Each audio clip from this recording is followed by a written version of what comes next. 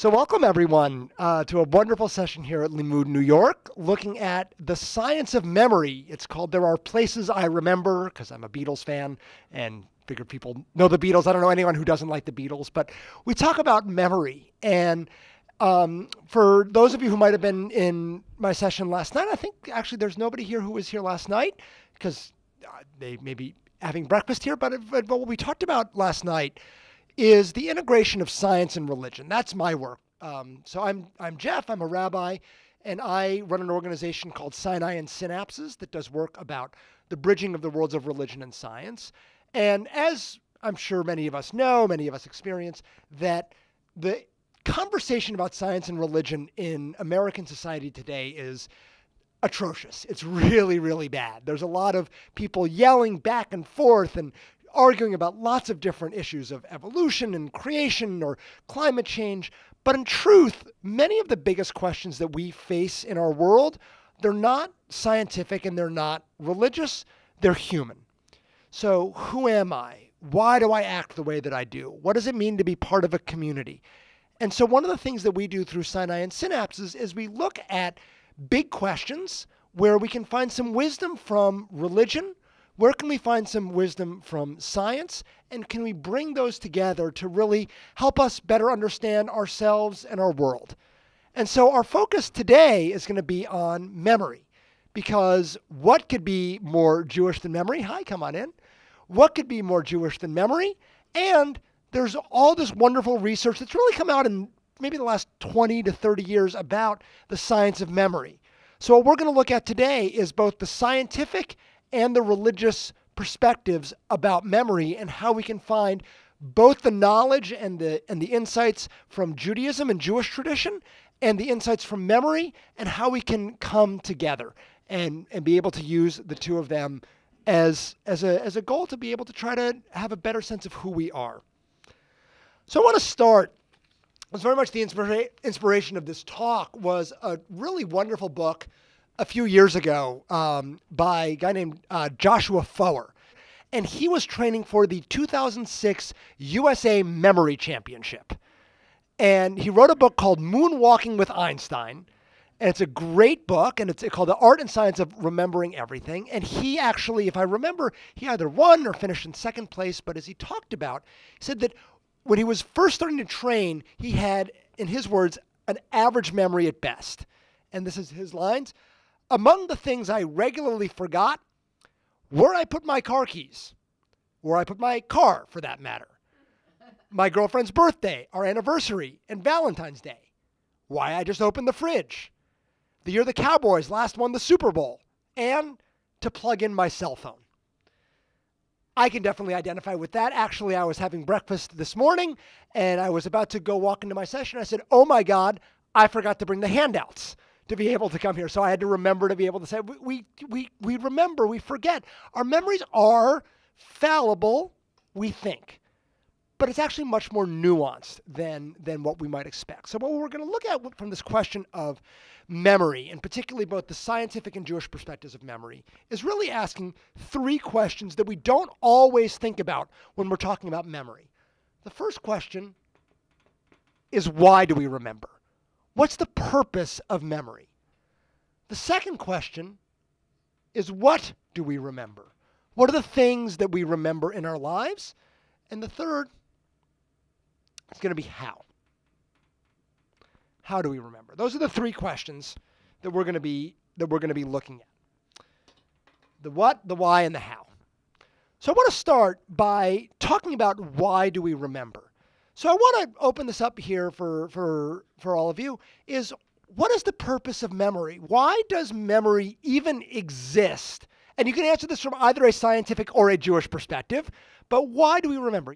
So survivability, right? There's everything in life comes back to evolutionary adaptation about how did it help us survive. So knowing, oh, right, this is where I'm going to experience this multiple times, and let me bring that in and be able to apply that here and now.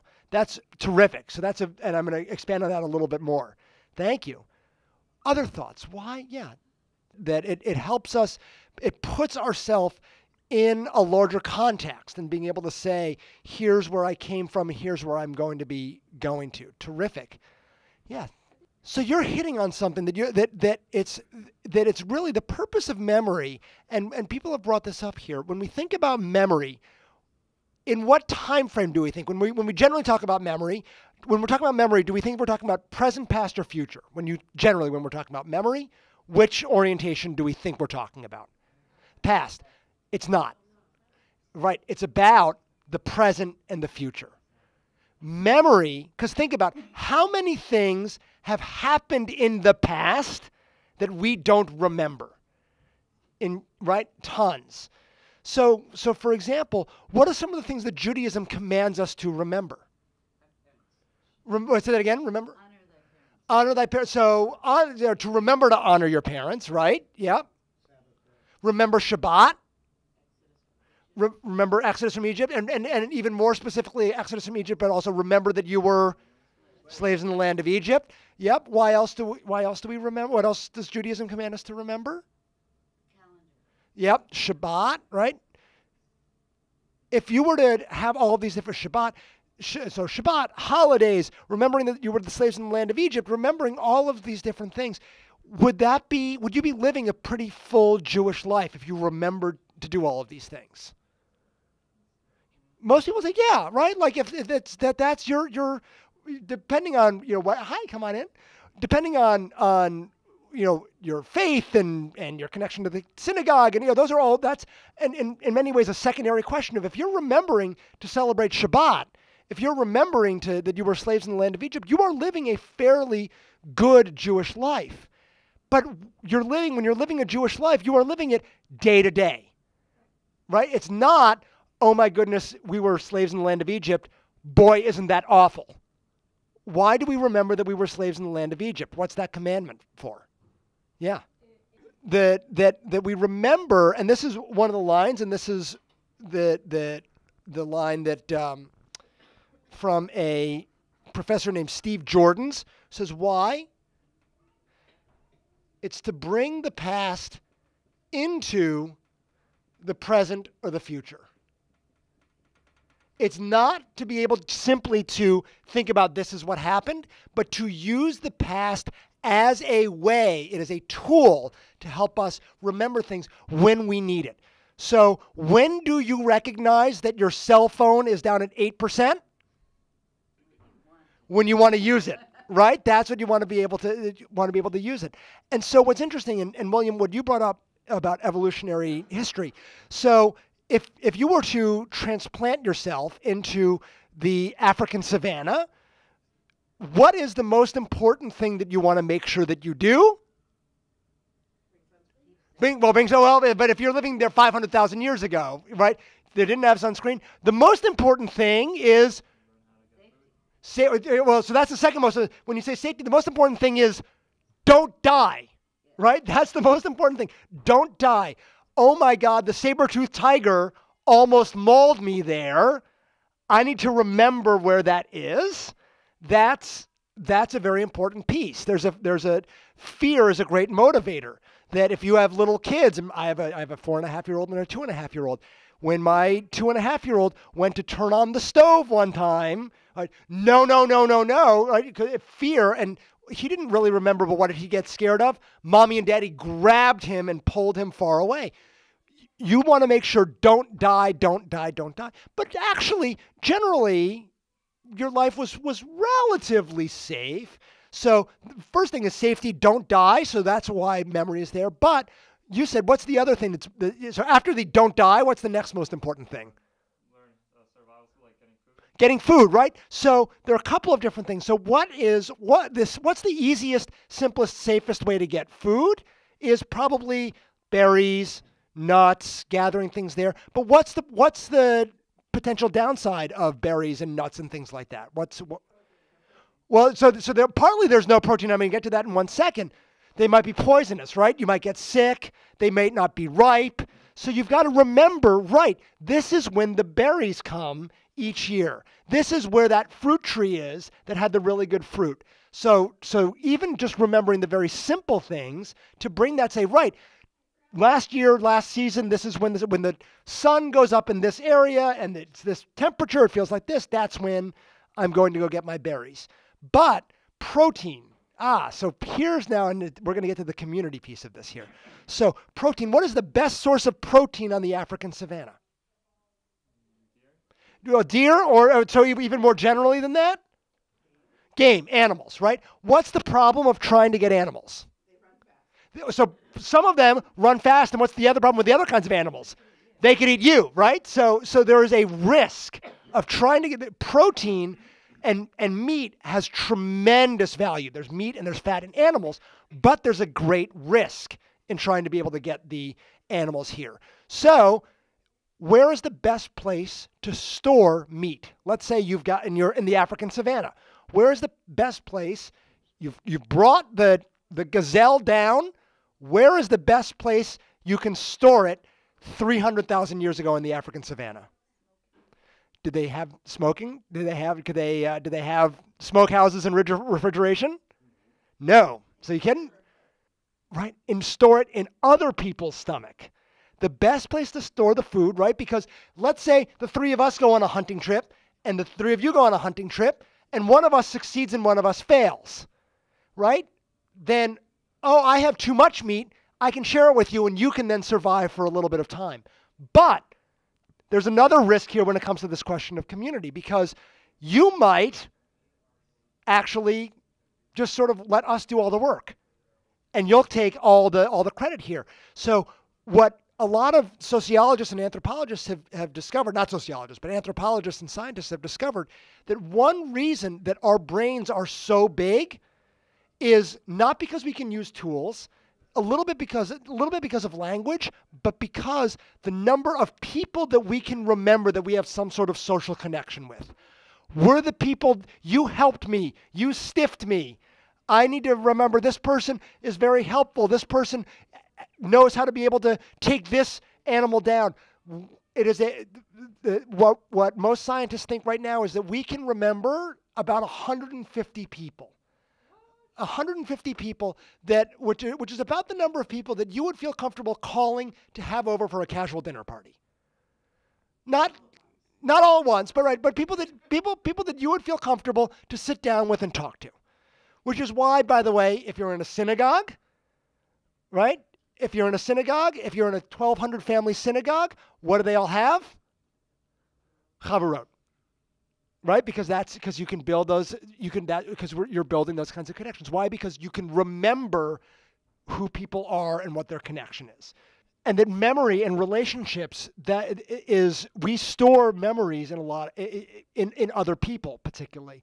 There was a very interesting thing of one theory as to why particularly divorce and death are so devastating for spouses when a partner is lost, is that we tend to store our memories in other people. If you're partnered with somebody, you have a shared memory with that person, and you also who knows how to change the dishwasher, who knows how to pay the bills, who knows how to be able to do X or Y or Z. When that person dies or leaves by divorce, you've actually lost part of yourself in that kind of way. So being able to know, this is what I'm thinking, this is how I'm interacting. Memory is not just individual, memory is communal, which is why in Judaism, it is a communal responsibility. Remember, all of you, remember that you were slaves in the land of Egypt, and remember individually as well. We tend to actually outsource our memories. So most of my memories are here. And probably for you also. If you are trying to schedule an appointment, I will put this in my phone and then we'll not look at it until the next couple days. So we will actually outsource a lot of our memory to be able to say, this is what I'm looking at. And I'll actually every day, Facebook will say, here's what happened on this day. And I look at it every day to see what happened on February, what's today, 18th, 19th? I don't even know what day. I've forgotten what day it is. But I look to see what happened at this time because it also helps me connect to what's happened in the past and inform who I am right now. So, and that raises an interesting question of how do we remember the different, what are the relationships that we actually have as a quality of relationship versus quantity of relationship. And memory and technology is changing that interaction as well. There's a reason, by the way, that most of the things that we are scared of as humans, snakes, spiders tend to be scary for people. Heights, the things that we tend to be scared of. Why do we tend to be innately scared of those things? They can get killed, and particularly because they were very dangerous up in the trees when we were up in the Africans. Even when we were primates, that was a place where you could get hurt. And monkeys actually have different calls to be able to say, this is what you need to be careful of this. And again, it's a danger piece to say, remember that we can do that. And what's interesting too about memory as well, we'll talk about this when we talk about the how, that one of the things that drives memory is an emotional reaction. The things that actually implants us to be able to say, if there's something emotional, either positive or negative, I need to remember it. That's sort of the rule of thumb that we have in this kind of way. So I want to just finish on this little bit of why do we remember here? Because one of the wonderful lines, as I said, was this idea of that we remember to be able to bring the past into the present or the future. That we try to say, here's what happened, and I want to be able to have this impact me here and now. So I'm going to move to the next little piece of what do we remember. We ready to move on to the next question here? Okay. So we're going to do a memory test. Don't worry. Don't write any of these words down. Just listen and try to remember them as best as you can. Molehill, horn, peak, melody, plane, band, top, radio, summit, sing, climb, piano, valley, sound, hill, note. So just let those sit for a few minutes. We'll come back to it. So what prompts us to remember some things and not others? So sound, and actually often multiple modalities. So sound, but what's actually the most primal sense? Smell, right? So if you go in to the house where you grew up, you like instantly brings you back, right? You can smell that, and I'm going to come back to this. So, and by the way, if you were at the communal Havdalah, I don't know if it was Isaac who was the person who was leading the Havdalah. He said Havdalah is the ritual that will save the Jewish people. Why is Havdalah so popular and so powerful? And I don't know anyone who doesn't love Havdalah, because it hits all the senses, right? You see the candle, and you smell the spices, and you taste the wine, and you hear the music. And very often when you're in Havdalah, right, you're in a very closed space. You got arms around it. There's a physicality to it. So Havdalah hits all five senses there. So that's a big part of that.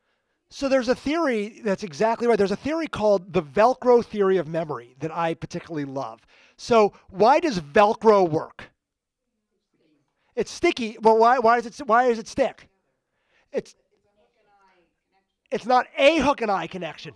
It's multiple hooks and eyes, right? If there's just one hook, then it may or may not stick. But when there's multiple hooks, that's what's going to make it stay there. And so I sometimes talk about that we need the Judaism theory of Velcro, the Velcro theory of Jewish memory here, and for education, because when we're teaching kids, very often there's just sort of one hook that the kids might have on there and just slides right down. But if we can start by saying, where are the hooks that already exist in our brain, and then bring Judaism onto that, then it sticks. So the more connections we can have. I don't know about you, I don't necessarily remember all my passwords because there's one. But when does it help us remember? What helps you remember a password? Like a question, right? An answer that you know the answer to, right? right? Some way that you say like, oh, right, here's the prompt that's going to be able to say that. If it's just a string of letters and numbers, you're not going to remember it. But if you remember what was your grandmother's maiden name, there are more connections there. What else prompts us to remember things, some things and not others? Things that we enjoy, right? So both things that we enjoy and sometimes, yeah, we don't always get to control what we're going to remember there. That's right. That's a different piece there. Yes. So there's a whole theory, and this is an amazing piece of how does the past use the present and future. There's a guy named Daniel Kahneman who won the Nobel Prize, and I apologize for talking about this at 9:15 in the morning, but this was the example. This is the classic example that he uses. It's called the peak end rule. That you tend to remember the beginning. You want to grab people there, but what people really remember is the intensity and how things end. So this was maybe 20 years ago that he did this, that there was a particular type of medical procedure that was rather uncomfortable but very important for men after the age of 50. They had to have colonoscopies. Again, apologize for talking about this at 9:15 in the morning. So what they did, this was really before anesthesia. And a colonoscopy was very helpful because it prevented cancer and had all sorts of health benefits there. But nobody wants to actually go have a colonoscopy. It's not a pleasant experience. So they tried different things. And they asked people, here's person A, and they asked people on the time, and this is the intensity, and this was how much time they spent on it. Intensity of how much pain is there on a scale of 1 to 10. So they did a picture of this. So the first people, it started off slow, and it went to high, and then it ended there. And the second people,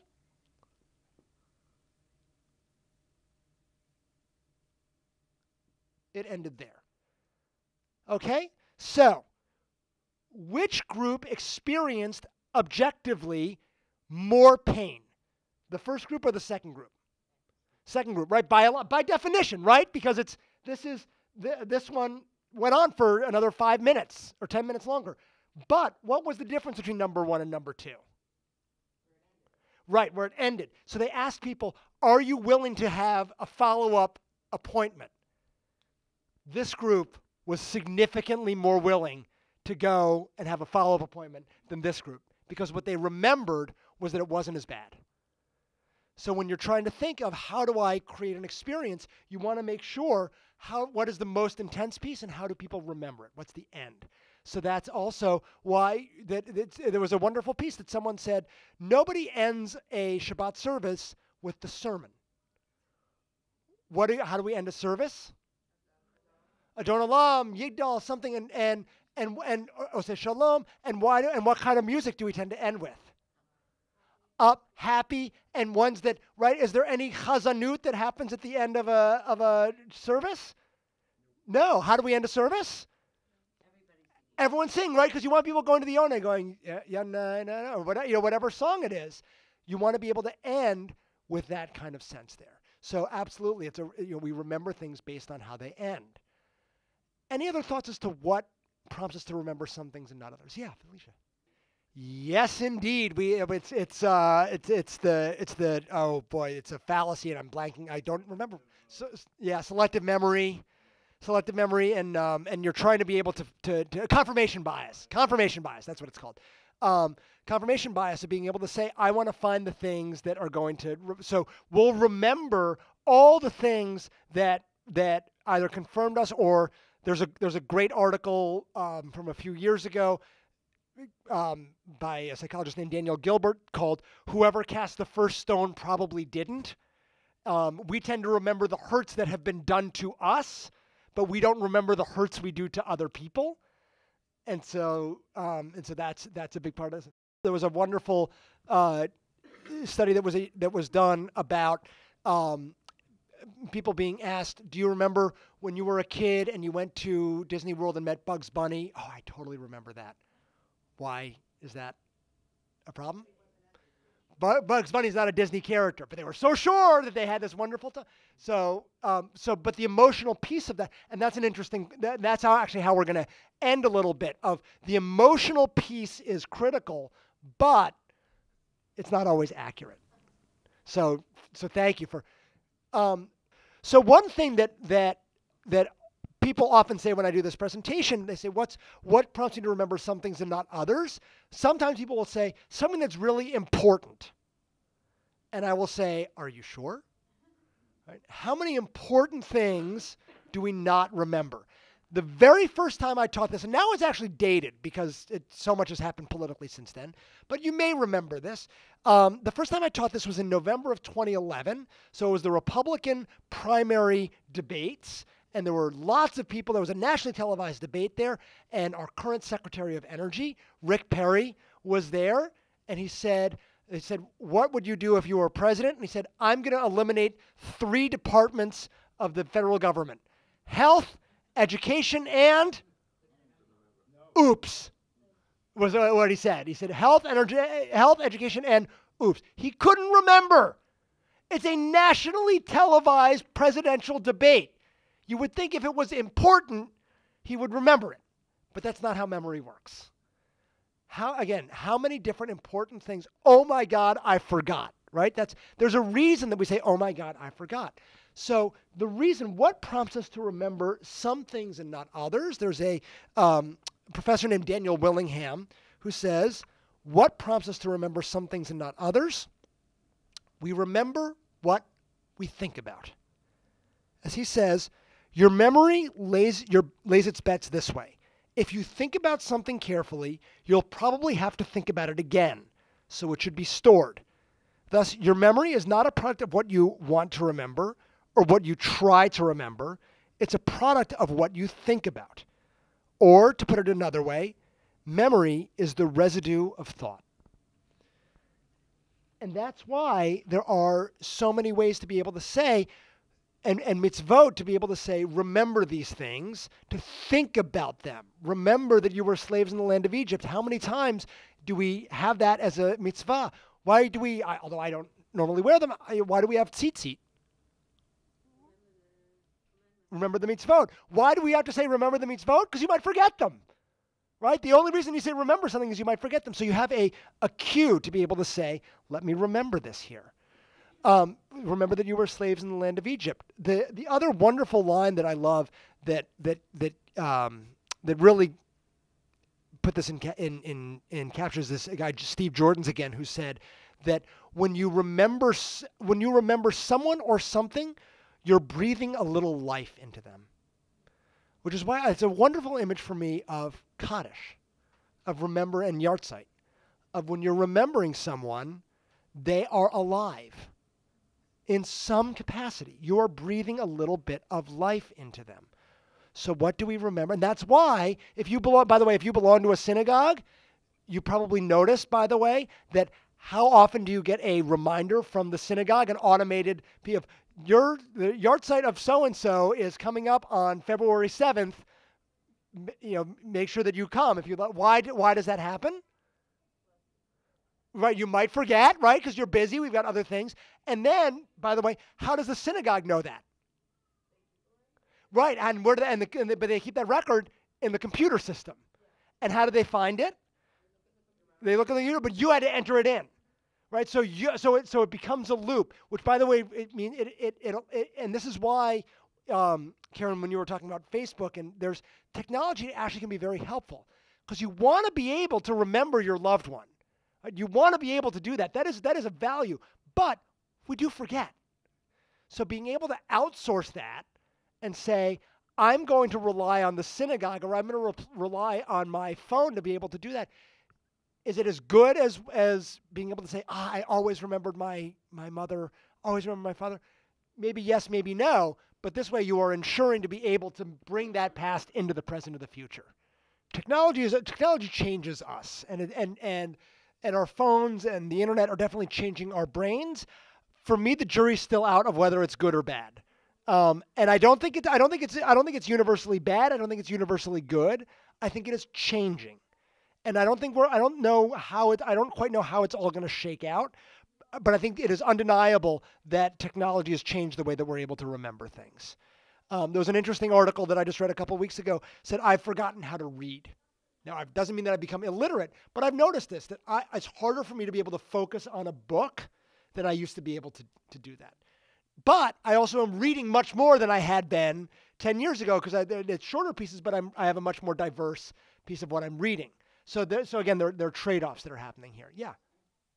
Absolutely, and I think that's and again the multiple different senses. For me, as somebody who listens to a lot of music, and when I can remember oh right, this is where I was, both physically in terms of space and time when this song came on, or when I was listening to this particular musical or whatever it is. That there's the definitely experience influences memory, and to be able to say memory, and a lot of people say X or Y changes your brain. On some level, that's actually a non-statement because everything changes your brain. It's a question of how. And experience, though, is definitely a large way in which we create those memories here. So there's a question. One thing actually, when I talk about what does Judaism command us to remember, it didn't come up here. Sometimes it does. Is the Shoah. And there's two reasons in the Jewish community now, and it's changing slightly as to why we are trying to remember the Shoah. Several years ago, 15, 20, 30 years ago, the reason of remember the Shoah was to remember all the people who died because we had a much more direct connection. It was parents. It was generally often parents or even siblings. Now it's shifted to be able to say, remember the Shoah so that it doesn't happen again. There's not as much a direct connection, but it is both of those pieces to be able to say, I want to keep those people alive because there's nobody to say Kaddish for them. And I want to be able to say, I want to make sure this does not happen again to other people. So I want to come back. You may or may not have remembered those words that I read. So here's what we're going to be able to do. Here's what now I'm not going to ask you to repeat all of them, but here's what I want you to be able to do. I want to see how much life you breathed into the words that I read about 15 minutes ago. So here's what I'm going to do. I'm going to say a couple of words, and I want you to raise your hand if you think the word was on that list. And then after that, I want you to, on a scale of 1 to 5, how certain you are. So 1 is, I'm not so sure. 5 is absolutely, totally. So we raise the number? So yeah, so we'll say, raise your hand if you say, if you think the word was on the list. And then the next round is going to be, on a scale of 1 to 5, how sure you are. So 1 is, 5 is absolutely. So the first word is table.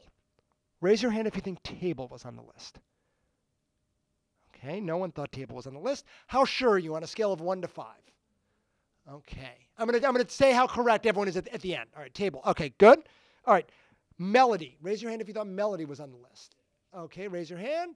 Okay, and how sure are you that melody was on the list? All right, lots of 5s. Okay, good. Thank you. How snooze? Nobody thought snooze was on the list. All right, how sure are you on a scale of 1 to 5? Okay, good. Next word, music. How many of you think music was on the list? All right, nobody thinks music was on the list. All right, how sure are you on a scale of 1 to 5? 5, okay. And the last word is mountain. How sure are you that mountain? How many of you thought mountain was on the list? All right, some fire. On a scale of 1 to 5, how sure are you? 2, 3, 5, and okay. So, there was actually only one word that was on that list. And that word was? Melody. Music and mountain were not on that list.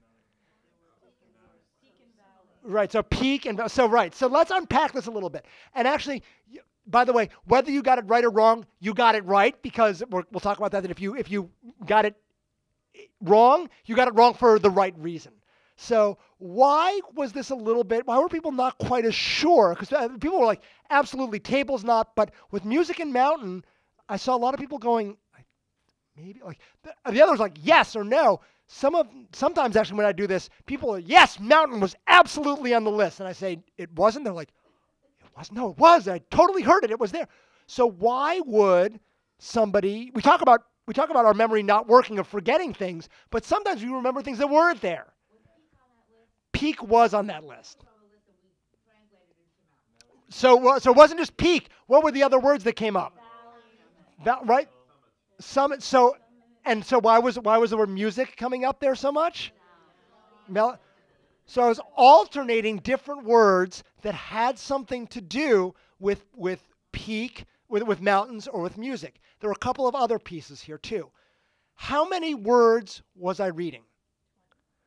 A lot. Did you say too many?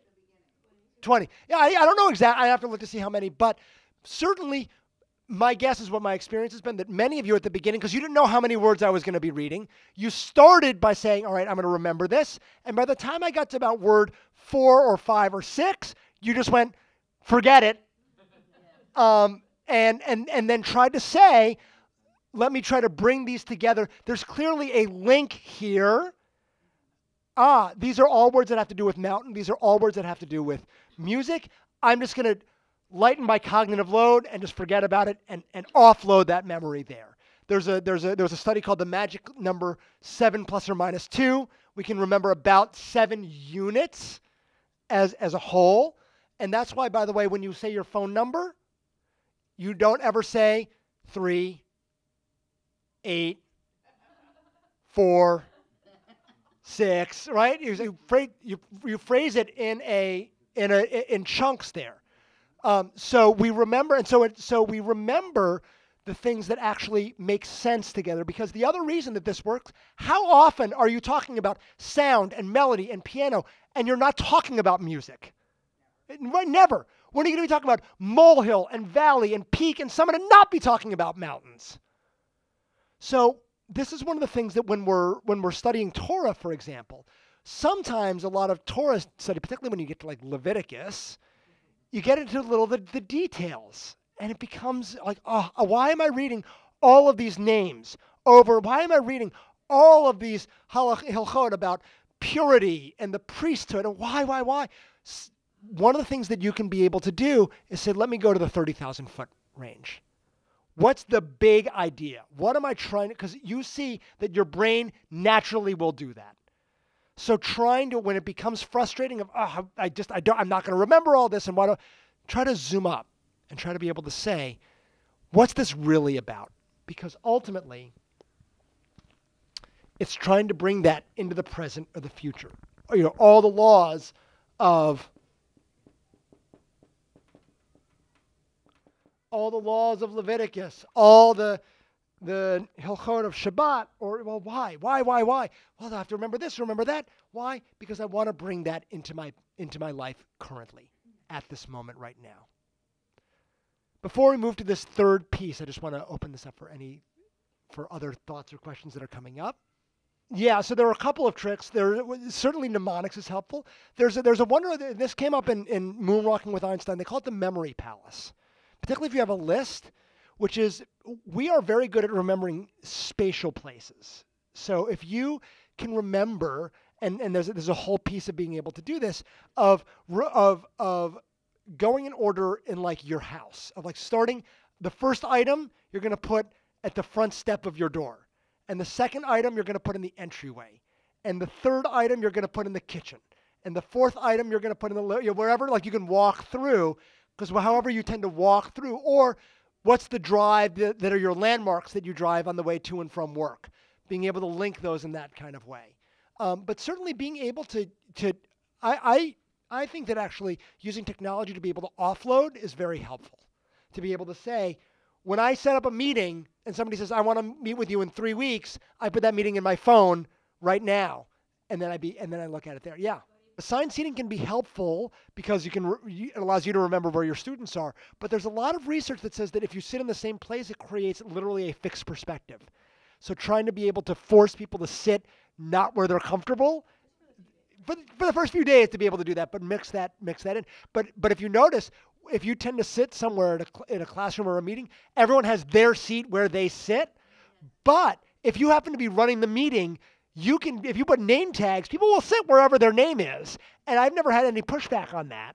And it allows them, particularly if you're running a board meeting, you want to be encouraging different perspectives. That's a way to be able to do that. There's a whole discussion and conversation about how and why we remember things when we're younger. We tend to be much more formative in our younger pieces and then get harder as it gets older. We have about about 10 to 15 minutes, so I want to make sure we get to this last little piece because I also want to look at one tiny piece of text. But I want to look at this question of how do we remember? Because we've looked at why we remember. We remember to bring the past and the present to the future. We remember what we think about. How do we remember? So researchers actually say that there are 3 different kinds of ways that we remember when we talk about remembering. We talk about, one is called procedural memory. We're not going to talk about that much other than to say that's how you do things. You probably don't remember how you learned to drive, but you did when you were young. But once you learned it, it became muscle memory and you're fine, right? So like, that's all we're going to talk about with procedural memory. There's 2 other different types of memory, though. And I want to highlight these by giving an example. The first is what's called semantic memory. And this is what semantic memory is. What's 5 times 4? 20. Okay. Now, the other is called episodic memory. I want you to remember who you sat with at dinner last night. Take a moment. Just remember.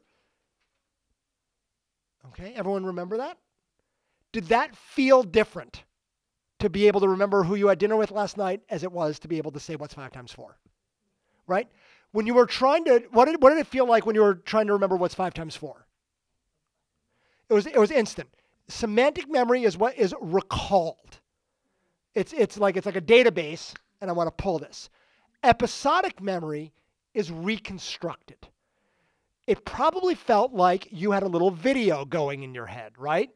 Like, okay, here's where I was sitting. I was in purple 1, and I was sitting next to this person here, and it felt like you were actually reconstructing it in a lot of ways. Now, if we're reconstructing, it comes back to this question of it's not always necessarily going to be accurate. Because when we're reconstructing, what tends to happen is either we'll fill in the now. So one thing that often tends to happen is that we always think that we're going to feel the way we're feeling right now. We might have forgotten how sad or happy we were 10 or 20 years or 10 or 20 weeks or however long ago. Or if we're in a happy or sad place, we think we're always going to feel that way without realizing that in the future we're going to feel differently. So we tend to feel differently. And the other piece too is that episode, and this comes back, Jennifer, that what often tends to happen. I know this. There's what happened, but this happens definitely in families, right? There's not just what happened. There's the story of what happened, and then there's the story of what happened, and the story of the story of the story of what happened, and that becomes the truth. If you were to have a DVR, that may or may not be actually what is accurate, but what becomes encoded is not just the story, but the family lore that's happened all around. So when we're talking about memory, it's very emotional, it's reconstructed, and it's not always accurate. And so with that, I want to actually take a couple of minutes to look at a text that's connected to what we're going to be celebrating in just a few weeks, which is the story of Purim. There's a great line from Rabbi Brad Artson who says that there's actually great value in forgetting something, because when you forget something, you've got to re-engage with it. So when you're studying Torah, you're actually supposed to forget Torah, because if you forget Torah, it forces you to re-remember it and re-engage with that. And technologies, and again, we were talking about this of there is a technology of storing memories in other people. That is a technology in a very technical sense. There is value in saying, I know I'm going to forget this. So let me set a structure now so that I don't forget this. I need to make sure that I bring these handouts here. When this session starts, I need to make sure my sessions are here. I may forget that. What can I do to prevent that from happening? This is something that I'll be talking about a little bit tomorrow, about the difference between present self and future self, and there's a tension there. So I'm happy to talk about that more. I want to make sure that we talk a little bit about Amalek. So Amalek, do people know the story of Amalek? Some yes, some no. So Amalek, and the reason we read Amalek around Purim is that who is the bad guy in Purim? Haman. So Haman is the descendant of a guy named Agag. Agag is the descendant of Amalek. And that's why, and it says actually twice in the Torah, or to blot out the memory of Amalek from under heaven. Remember that you are supposed to forget. That's why you do the Grogger on Purim. So first of all, it's a wonderful contradiction that says remember to forget.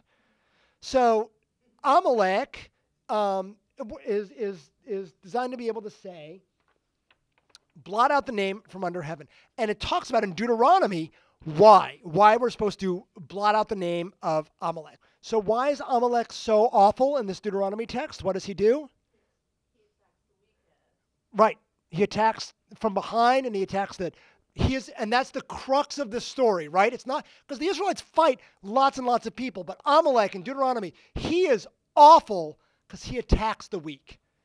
Let's look at the story as it's told in Exodus, in Shemot, in chapter 17. Starting in verse 8, so it's 4 paragraphs down, right? There's no discussion in Exodus about Amalek attacking the weary. That's the whole point of the Deuteronomy text, right? You would think that if it's the same story for the same reason, that would be, somewhere in the story from Exodus, if that's the main point of it. So why does the story get changed? Why is it a different description here? And I have my own argument as to why that is. So what is the emotional state that the Israelites are in at this point? They're thirsty. They're tired. They're frustrated. They've actually, by the way, just crossed the Red Sea. This is literally like the first thing that happens afterwards. I'm tired. I'm hungry. Someone once said the whole book of Exodus through Deuteronomy can be summarized in 6 sentences. God complains about the Israelites complain about God, Moses complains about God complains about Moses, the Israelites complain about God, and God complains about the Israelites. That's Exodus through Deuteronomy. There's a lot of complaining that goes on. So the Israelites are in a bad place, and they're so frustrated. And what happens is they're frustrated and tired and are not thinking straight. Well, they turn on Moses, and then Amalek attacks.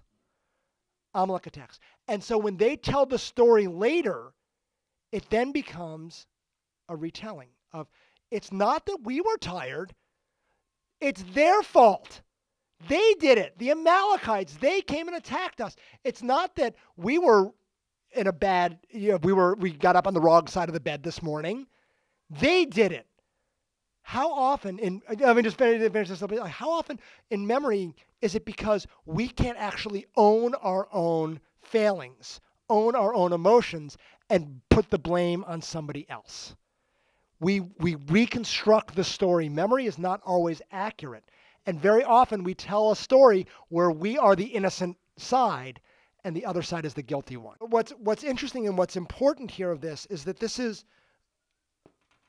reconstructed. Which also means that we can then reconstruct the story of why, boy, I really messed up here. I'm so sorry about that. Maybe you had a point too. There was one of my teachers, Rabbi Michael Marmer, once said that we often tend to see the Mordechai in ourselves on the Amalek in someone else. What's much harder and much more important is to find the Amalek inside of us and own it and see the Mordechai in someone else. Because when we're arguing, when we're trying to see how, because memory is ultimately designed to be able to do something for us. Sometimes it's insidious to be able to say, I'm right, or this is how it was. But sometimes it's a way to be able to say, you know what?